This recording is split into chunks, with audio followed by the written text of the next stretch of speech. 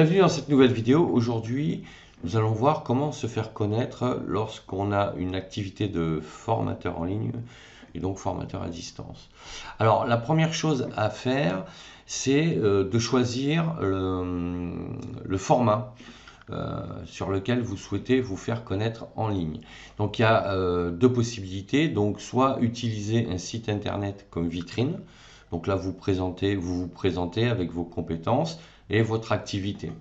Et éventuellement une petite newsletter que vous proposez à vos lecteurs. Ça, c'est, j'allais dire, la base de la base pour se faire connaître sur Internet. Et la deuxième solution, c'est de créer un site Internet sous forme de blog. À partir de là, vous allez faire la même chose. Vous allez vous présenter vos compétences, présenter votre activité.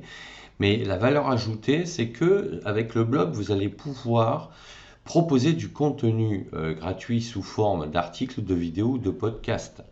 Et évidemment, tous les sujets que vous aborderez seront dans votre thématique. Et à partir de là, vous aurez beaucoup plus de chances d'être repéré par Google et d'autres moteurs de recherche d'ailleurs, pour que les gens qui sur Internet rentrent des requêtes dans les moteurs de recherche sur un sujet et qui correspond à votre thématique, puissent vous trouver en tombant donc sur les pages de résultats et pour cliquer ensuite sur les liens qui vont les amener sur votre blog, sur vos articles. Donc, à partir du moment où vous choisissez l'une des deux stratégies, ce qu'il faut savoir, c'est que dans la première, le site vitrine, vous aurez peu de chances d'être repéré par les moteurs de recherche. Pourquoi? Parce que en fait, Google, ce qu'apprécie Google, c'est la quantité de contenu, la qualité. Et donc, pour ça, il n'y a rien d'autre que de faire du contenu gratuit. Si vous avez un site vitrine, vous n'avez pas de contenu gratuit. C'est une carte de visite.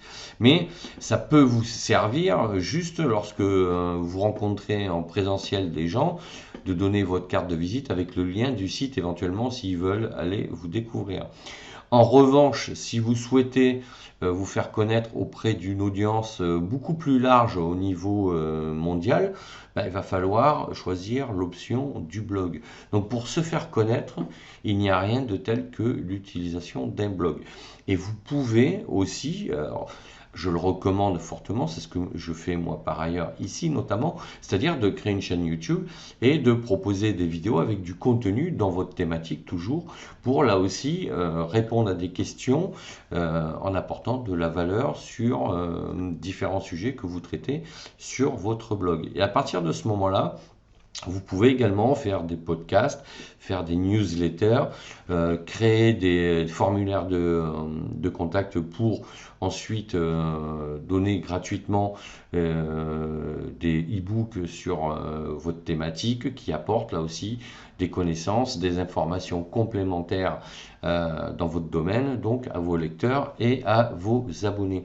Donc voilà, pour se faire connaître, il n'y a rien de tel que d'utiliser un blog. Alors maintenant, quel outil utiliser pour faire un blog? Alors, moi, ce que je conseille fortement, c'est d'utiliser WordPress parce que d'une part, c'est on va dire la solution la plus utilisée dans le monde, hein, parce que ça représente à peu près plus d'un tiers des sites au niveau mondial qui sont utilisés, qui utilisent WordPress.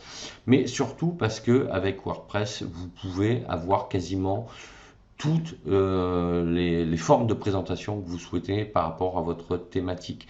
Vous pouvez choisir des thèmes qui seront adaptés à votre activité. C'est-à-dire que le thème, il va définir la manière dont sera visualisé votre site en ligne, que ce soit l'entête, que ce soit les colonnes latérales, que ce soit la page d'accueil, les pages à propos, les pages de contact, les pages de formation si vous en avez, etc., etc.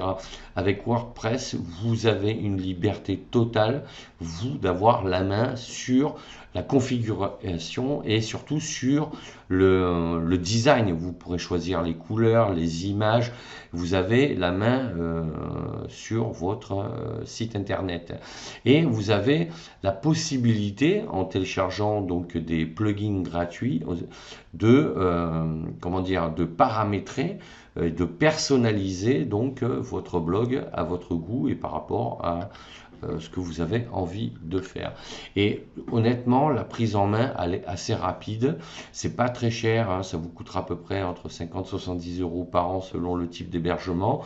Et ça vous permettra comme ça de l'alimenter. Et de cette manière, vous pourrez développer votre personal branding pour vous faire connaître. Parce qu'il n'y a rien de mieux pour se faire connaître que de montrer ce que vous savez faire à travers des articles, par exemple. Donc moi, si vous allez sur mon blog, il y a aujourd'hui, c'est plus de 600 articles. Donc vous pouvez lire des articles. Alors, avec toutes les catégories de sujets que j'aborde, mais qui restent liés à la thématique, à savoir devenir formateur en ligne. Donc, et moi, aujourd'hui, j'ai à peu près entre 7 et 10 000 personnes par mois qui viennent visiter mon blog. Donc, je dis pas que c'est la panacée, mais c'est quand même, ça commence à être pas mal, quoi. Je veux dire, en sachant que, allez, ça fait à peu près vraiment un an et demi que j'ai commencé vraiment à alimenter mon blog avec du contenu. Donc en un an et demi, arriver à être entre 7 et 10 000 visiteurs par mois, ça commence à être pas mal en sachant que ça augmente pratiquement tous les mois, quoi. Donc je peux escompter d'ici à peu près un an avoir entre 10 000, 15 000, voire peut-être même 20 000 visiteurs par mois. Donc voilà, pour se faire connaître. Ce que je vous conseille, c'est de créer un blog et de le créer maintenant. Commencez même pas à pas, commencez à écrire vos premiers articles. Alors, si vous voulez utiliser l'IA, il n'y a pas de souci. Moi, j'ai écrit plusieurs articles sur le sujet, mais au départ, je vous conseille fortement d'écrire vos articles vous-même, d'apprendre à structurer vos articles vous-même et de les écrire avec votre âme, d'accord, et votre personnalité.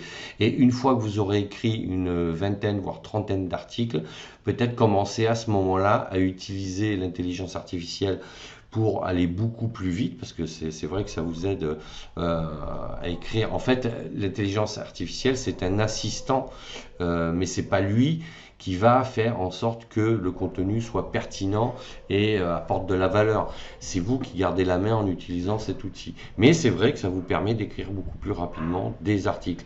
Donc de toute façon, si le sujet vous intéresse, j'ai écrit des articles sur comment utiliser l'IA pour écrire des articles qui restent quand même structurés, organisés et pertinents avec quand même de la valeur ajoutée. Donc voilà ce que je voulais vous dire sur le sujet pour se faire connaître quand on est formateur en ligne. Donc n'hésitez pas à me donner votre avis en commentaire, à mettre un pouce bleu vers le haut, à vous abonner à la chaîne et sachez que vous pouvez télécharger gratuitement mon guide devenir formateur en ligne sur mon blog Cap sur vous. Donc je vous mets les liens dans la description de la vidéo. Je vous dis à bientôt pour d'autres sujets. D'ici là, portez-vous bien. Ciao, ciao.